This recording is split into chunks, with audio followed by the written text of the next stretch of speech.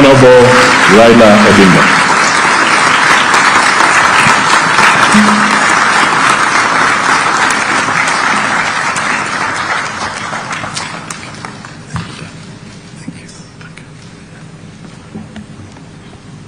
Thank you. You may be seated.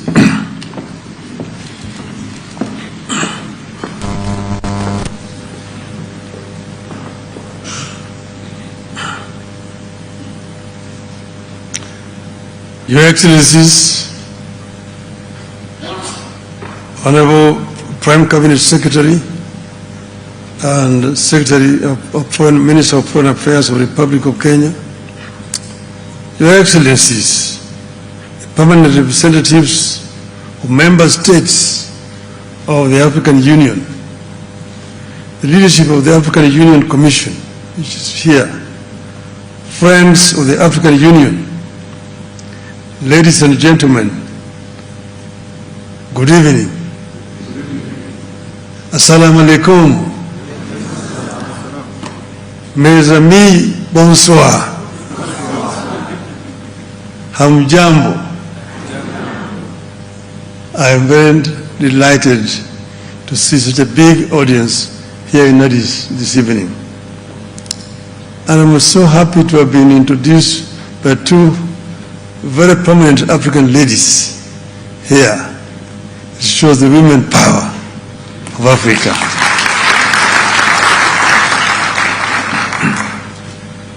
Allow me to begin by thanking all of you for making time out of your very busy schedules to come and listen to me and my vision for this great institution, the African Union Commission. I do not take your presence here for granted. I know that you have other things that you have prepared to do today, but you chose to come and be with us. I know some of you may know me as a politician. So allow me to introduce myself to you today. My name, as has been said, is Raila Odinga. I'm an African by way of Kenya, although my ancestors came from a place called Bahr el Ghazal in southern Sudan.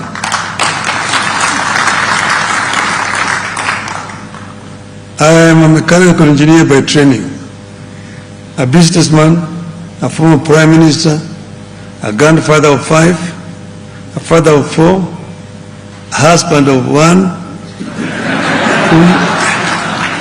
that I know of, and a lifelong servant of Africa, but you may call me also Baba. Many of you have heard of me because of politics, which, as you know, can be a challenge.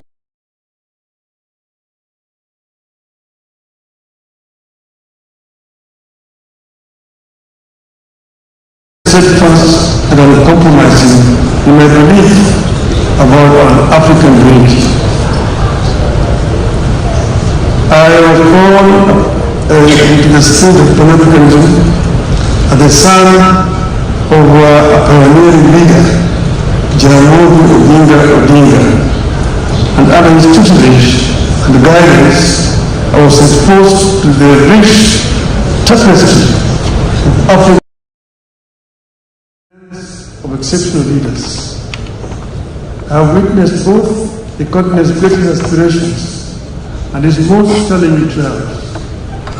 I have experienced the vision and dedication of the founding fathers like Nnamdi Azikiwe, Kwame Nkrumah, Julius Nyerere, Ahmed Sékou Touré, Gamal Abdel Nasser,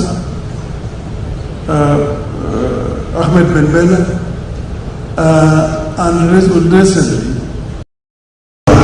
Nelson Mandela. I have also lived through the collapse of that grand vision and have an occasion to watch as the world rapidly transformed, while back at home, we are developing at a slower rate. Thankfully, the vision of the modern AU as we know it was brought back to life by Presidents Mutembei, Museveni Basanjo, Abdullahi Wade, and Abdulaziz Bouteflika. We thank them for their contributions. Indeed, Africa has given all of us the tools to succeed, which is why I'm determined to give back to Africa. And we're meeting here today in Addis Ababa. Addis Ababa is not the head seat of AU by accident. This is the crown of mankind, the contemporary knowledge of science, the only expression of humanoids living around this region here, from Ethiopia down to Kenya. So here you are back home. And they say that Adam, was the first human being, was an African.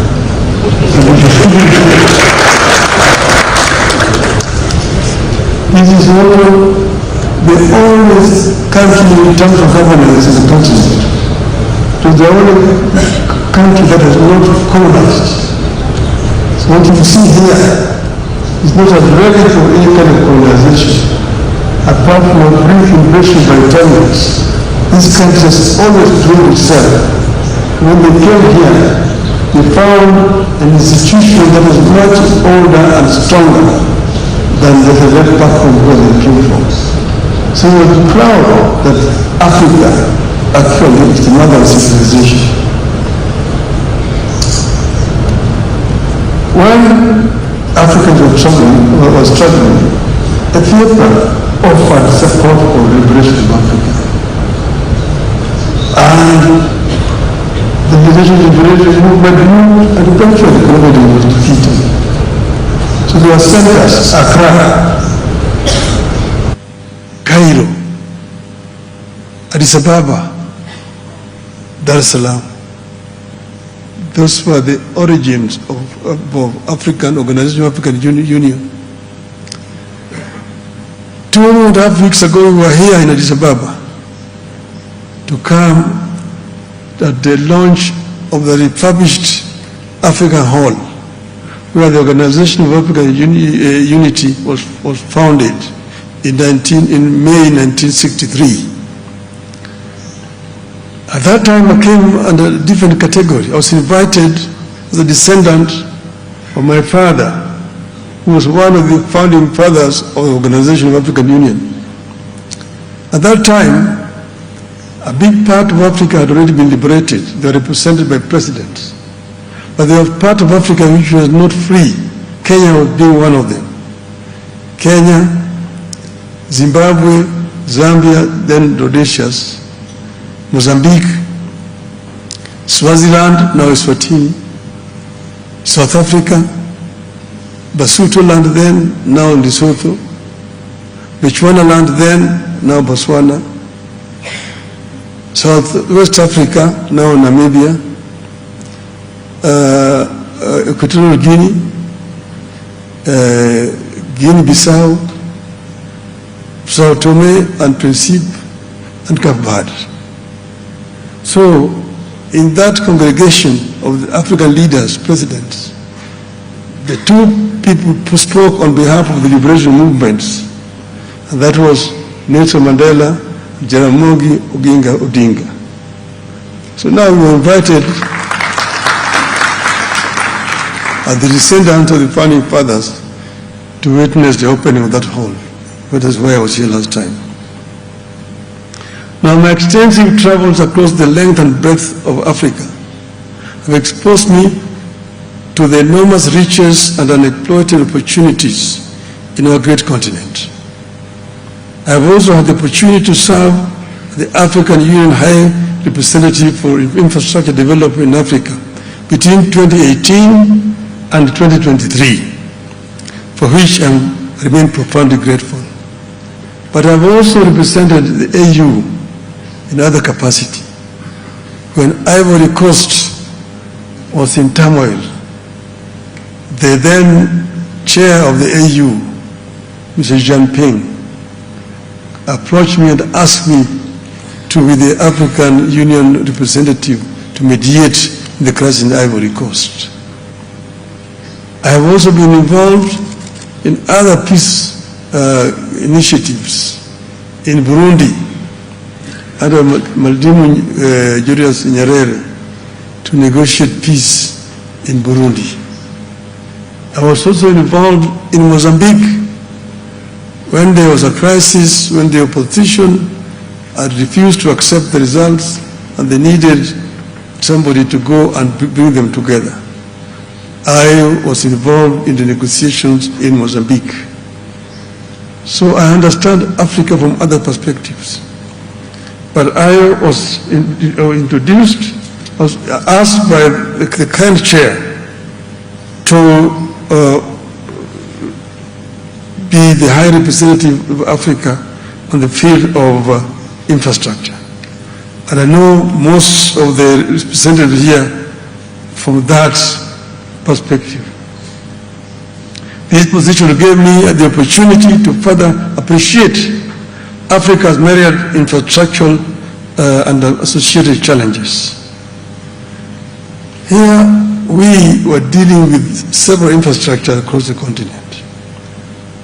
We were dealing with trans-African highways, because Africa has got a elaborate program, PIDA, Program for Infrastructure Development in Africa, with presidential champions for all these infrastructure projects.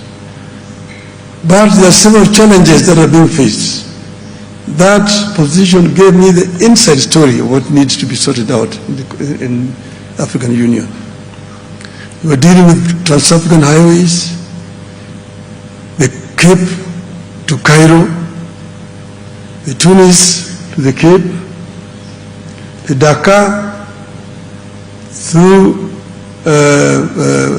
Bamako, Khartoum to Djibouti, the Dakar to Lagos, Lagos to Mombasa.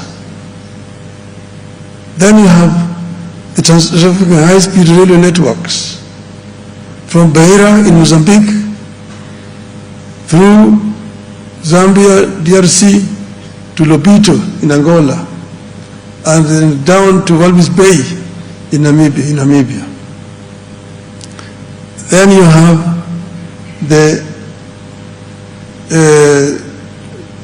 trans-African high-speed railway, again from Lagos through the western coast all the way to Cairo. Then you have the LAPSET, the Lamu Port, South Sudan and Ethiopia corridor, which we later on revised to move the railway line from the port of Lamu in Kenya through South Sudan, the Central African Republic, Cameroon port of Kribi, to create a land bridge that links the Atlantic and Indian Ocean and opening up the interior of the continent to transport and trade. These were major challenges. Then we are dealing also with energy. Africa is the richest continent in as far as green energy potential is concerned. The green energy, the solar, the sun is here from January to December. Then you've got geothermal potential in the Rift Valley. Then you've got wind potential around the continent. You've got the hydro potentials in the continent. These are the areas. In the Inga Dam in Congo, you can generate over 100 gigawatts of power. And then you can use that to supply energy across the continent and lower the cost of energy in the continent. You have got the Southern African Power Pool, you've got the Eastern African Power Pool, the Central African Power Pool, the West African Power Pool. and the north. And you can interconnect these power poles and bring down the cost of energy to what is acceptable universally. In some places in the continent, like if you go to the Gambia, the cost of electricity is 38 US cents per unit. What can you do with that? In some places, it is 4 US cents per unit. So if you want to be able to process the raw materials that are available in abundance on the continent, you must address the issue of energy acceptability in our continent. And that was one of the issues we dealt with. The issue of high-speed connectivity, fiber optics, was another one, to connect all the African capitals so that communication can become much easier and faster and give our people access to the internet. Then the open skies was another issue. Open skies to bring down the cost of air transport on the continent. Africa is huge, and the infrastructure down on the roads and highways and railways are not fully developed. But you've got the skies, which are free. You don't need to construct anything. All you need is just construct airports and buy planes. That's all. But then there are barriers which have been put there. Each and every country has got their own air traffic control. And to overscry the airspace, you have to get a permission and you have to pay. And this makes the air transport so expensive in Africa, where the air transport is mostly needed. The air transport in Africa is much more expensive than it is in Europe. In Europe, they've got one European air traffic control. And once you've been cleared, you can just fly. You only inform the other countries that I'm overflying, and you have no problem. In Africa, you have to wait days to be given a clearance if you are trying to fly with your own aeroplane. The other time, I was trying to fly from Dar es Salaam to Niamey in Niger for a conference.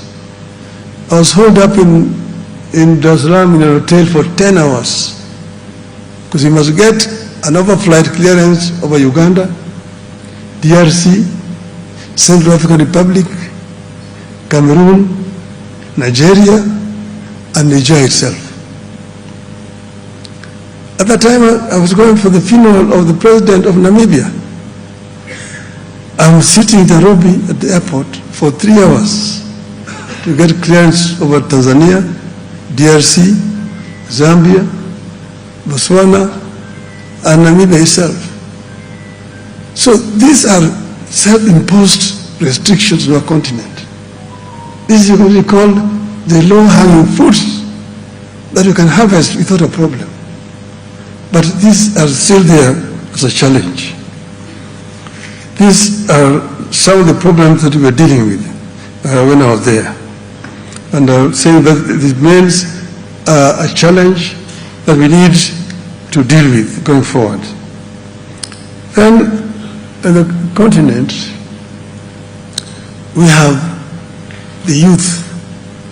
The youth is the biggest asset that we have in our continent. The African continent is a young continent because 70% of our youth are below the age of 35. This can be either an asset or it can also be a challenge. Because the youth, if they are not empowered, they become a drag on the economy. They become drug addicts. They become criminals. And they become a drag on the economy. But if they're empowered with skills,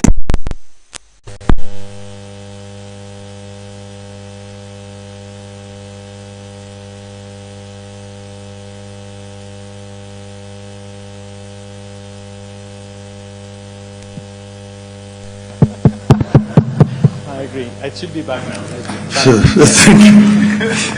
Thank you. So, our youth are the biggest resource that we have in the continent. But we first need to give the youth the requisite tools that they require to be able to create wealth for our continent. This is another major challenge to us. This is what other countries have done. This is what China did.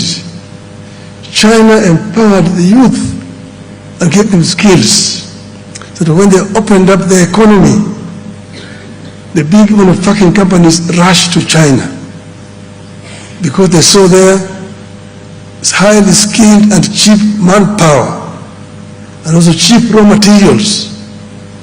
So you go to China, all the major manufacturing companies are in China.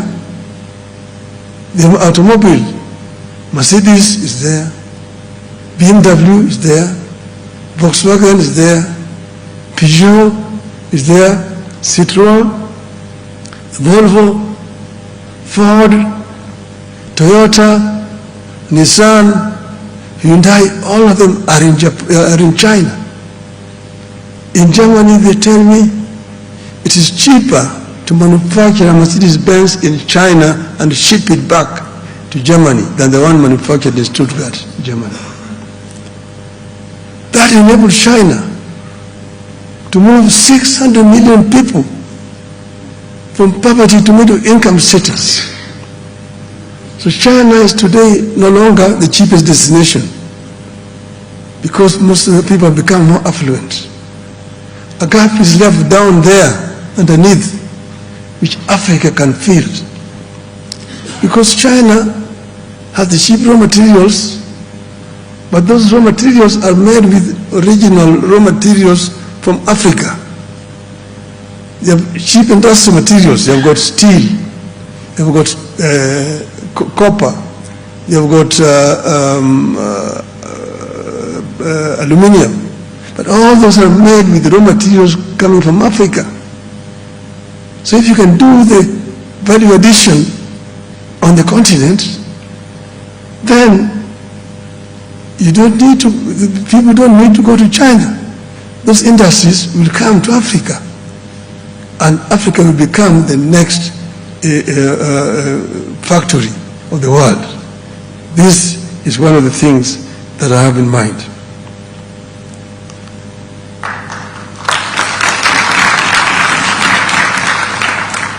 Disunity has undermined our ability to mobilize our resources, to catalyze the collective dreams of the continent's citizens.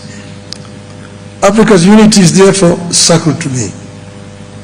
We must return unity to the top of our priorities as Mwalimu Nyerere and Nkrumah did.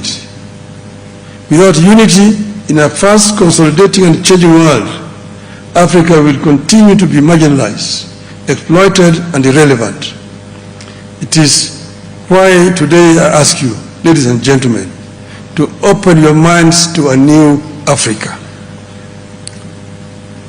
Imagine an Africa that's booming with industry, where businessmen and women from Bamako in Mali can take the transcontinental high-speed rail to trade in Kampala, Uganda, where the cotton material from Lomé in Togo can be bought online by our housewife in Lusaka, where African products can be bought in supermarkets across the world under the name of African brands owned by Africans, and the African workers and farmers are proud of their products.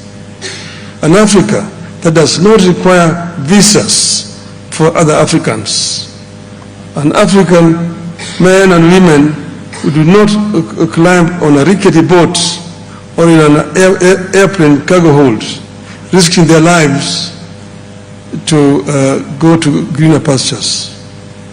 I envision a continent whose progress is driven by its own people, that pushes to be a dynamic, influential, and respected force in the international arena. And here, Again, the barriers which we place on ourselves. My friend Aliko Dangote, one of the most prominent African businessmen, tells me, Raila, it's so difficult to do business in Africa. I need 35 visas to travel across the African continent. Yet my French competitor does not need any visa. The French passport can go to all African countries. How then can you compete? How can you benefit by being African? You're being punished because you're an African. These are some barriers which make us look just stupid.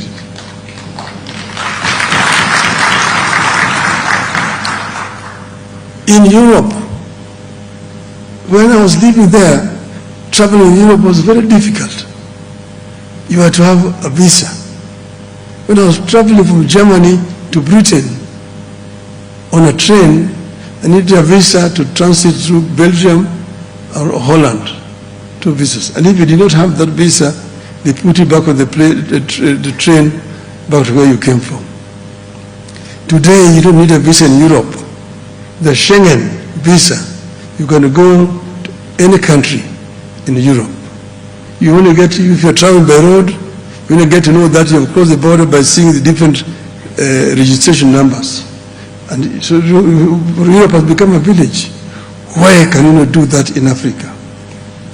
I intend to see that we introduce Africa, the AU visas, like the Schengen visa.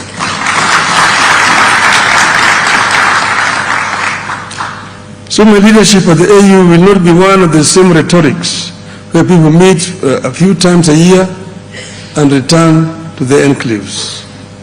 My leadership will be pegged on the dreams of our forefathers who expected that by now Africa would roar in one united voice. So here, we know, every year there's a General Assembly here. The jets come, land, and they move in here. Coming into these premises is not as easy as you came today. Today it was easy because you are coming to meet a candidate. Then those days there's a lot of security. Then there's a lot of talk in the halls here. Monsieur le Président, this and that, resolutions are passed, and off the jets will leave again Addis Ababa. I can tell you without fear of contradiction that 93% of these resolutions which are passed here are never implemented. That is by confirmation from Mr. Faki himself. So it has become a talking shop. I intend to change that to ensure that all the resolutions which are passed here are properly implemented. So we will not put anything in the agenda and the resolution if we know it cannot be implemented. And if it's not implemented, we'll have a very good reason to explain why it was not implemented. My vision for the youth is to place them at the center stage and driving force behind the innovation and change. Today, African youths are drowning on ships and boats, rickety boats, trying to get to Europe, going to greener pastures. It's a big shame that we're losing young, energetic people because of the poverty on our continent. So the solution is to change this by creating proper employment opportunities on the continent so that they don't have to leave the continent going to look for jobs where they're not wanted. You're ramped there as a refugee, you're taken there as a prisoner. It's a big shame. So these young people will find jobs here. Pick a vibrant cities buzzing with energy as young entrepreneurs leverage technology and creativity to build dynamic businesses. With AI and digital resources at their fingertips, they invent solutions for our unique challenges, transforming agriculture with smart farming technologies, revolutionizing healthcare with telemedicine, and reshaping education through accessible online platforms. Our young minds are not just participants in the global economy. They are leaders, innovators, and change makers. My economic transformation plan envisions an economically transformed continent, thriving on the richness of its resources and the unity of its people, a continent that not only sustains itself, but is a powerhouse of global trade. The African Continental Free Trade Area will be more than a policy. It will be a reality.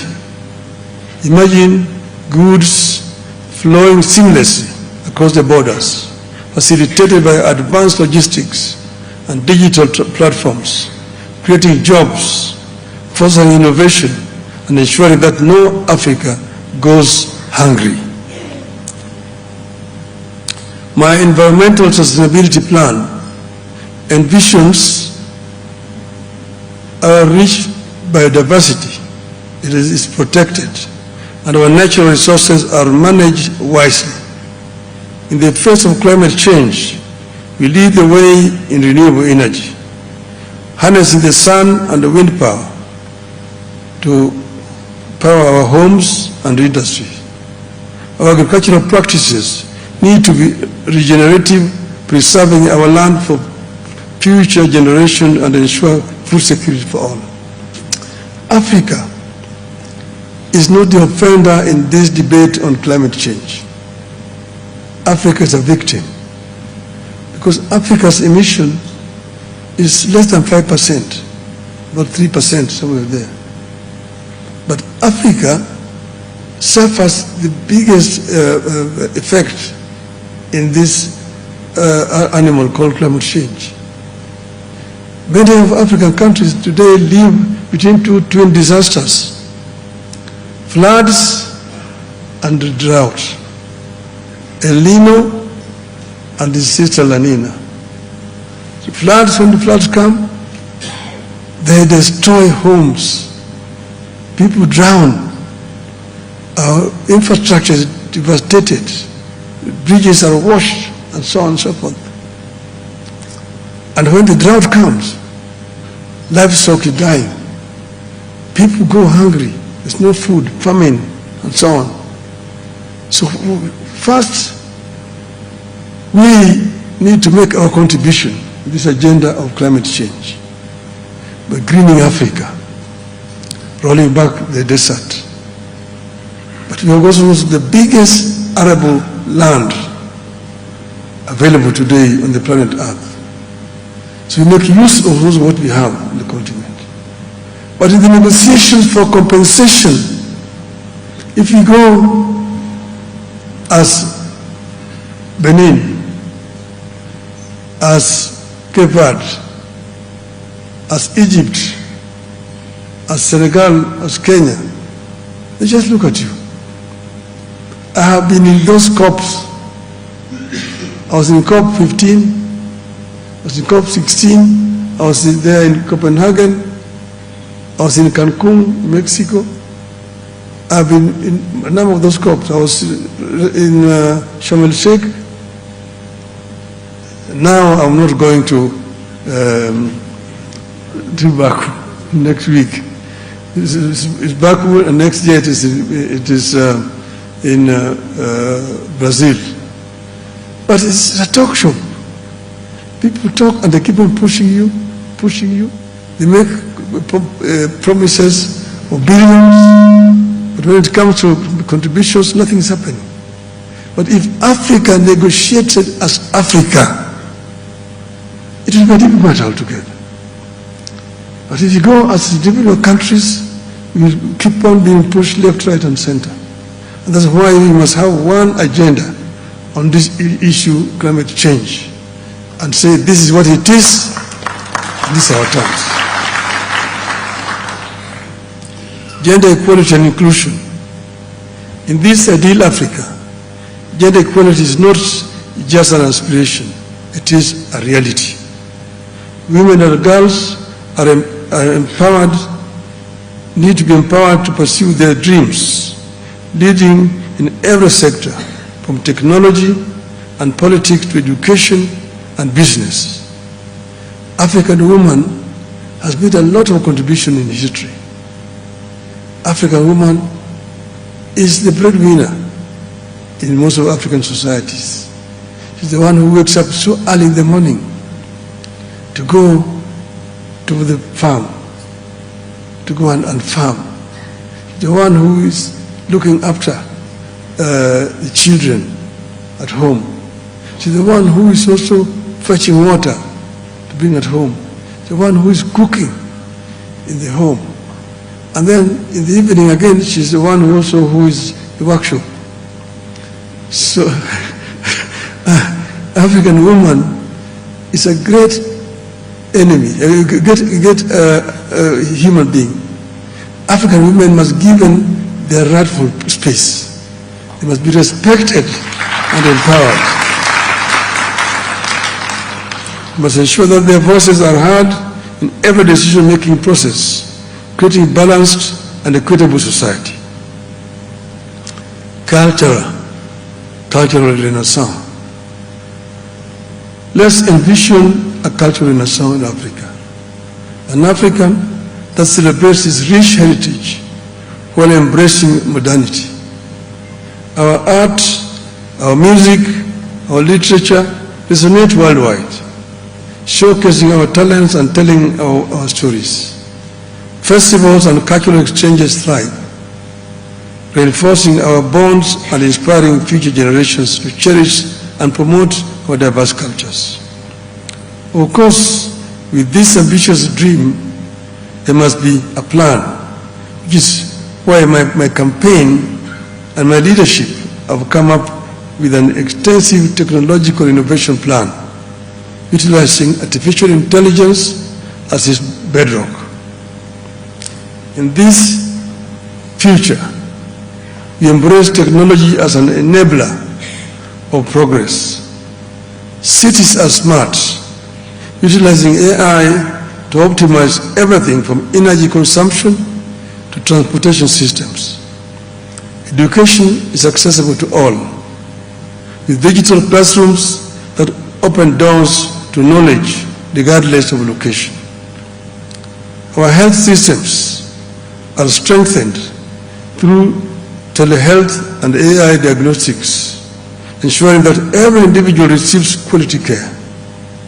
But fundamentally, my rallying call is the leadership of Africa, that we join hands and make sure that no African is left offline. Every African should be online.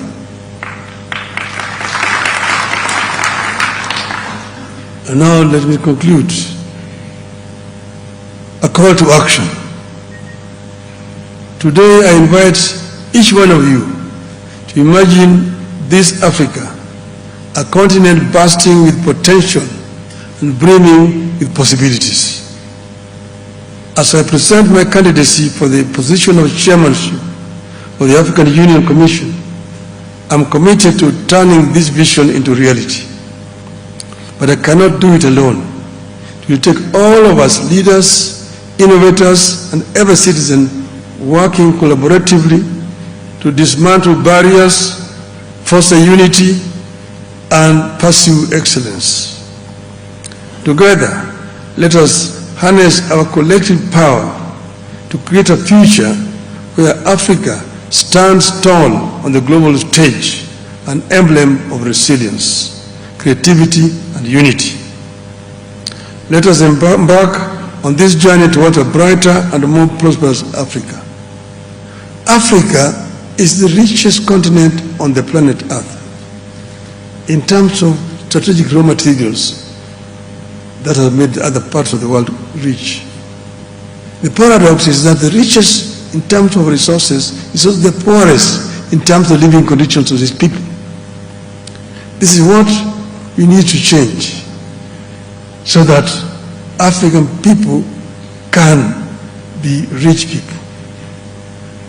We have been blaming others in the past, but the time for blame game is gone. now is the time to act as Africans. And we take our destiny in our own hands. And we work collaboratively to uplift the living conditions of African people. There are those people who do not believe that Africa can develop. So they are what we call Afro-pessimists. Afro-pessimists are those who think Africa is a lost cause. But the Afro-pessimists, like myself, are those who believe in the ability of the African people to develop Africa. Africa will not be developed by foreigners coming to Africa. The foreigners will come to invest, not to develop, but to make money. But ultimately, Africa will develop with the brains and energies of the African people. And that's why you've seen the story I tell of the African lion. That African lion is a very resilient animal. And here the African lion is giving a message to the Asian tiger. The African lion is, as you know, in Africa, the lion is a revered animal. The Cameroonian soccer team is called the Indomitable Lions. The Senegalese soccer team is called the Lions of Teranga. The Moroccan national team is called the Atlas Lions. And in East Africa, we call the lion Simba, mfalme wa msitu. That the lion is the king of the jungle. When it roars, the other animals listen. So the African lion is giving a message to the Asian tiger. That you, the Asian tiger, you have danced alone on the stage for far too long. I was asleep in the jungles of the Congo. But now I'm awake. I'm surrounded by the mighty mountains of Kilimanjaro and Kenya to the east, the Atlas Mountains to the west, the rivers, the Niger, the Zambezi, the Limpopo, the mighty Congo, the Nile, and I'm sitting on African oil, African gold, African bauxite, African copper ore, African iron ore, African diamonds, and I now have the knowledge and ability to turn all this wealth into prosperity and to liberate my people and make them rich and powerful and claim the 21st century as an African century. End of the message of the African lion to the Asian tiger. Thank you very much.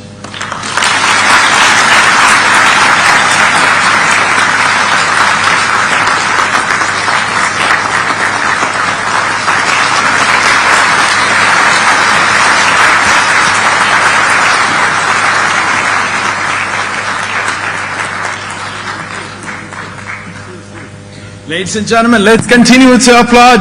Yes. Let's please continue to celebrate him. He has one more thing to add. Give him a minute, please. I'm very sorry today. We have here Ambassador Salma Maliki from Algeria. Is she around? Yeah, maybe she might want to come and say jambo. Because, as we said, we wanted, if there was any other candidate in the audience, give him a chance to greet the people. But I've not seen any other candidate for the chairmanship. If there's any, none. For the vice, this is the only one available here. Thank you so much. Assalamu alaikum wa rahmatullah. Jumu'ah Mubarakah.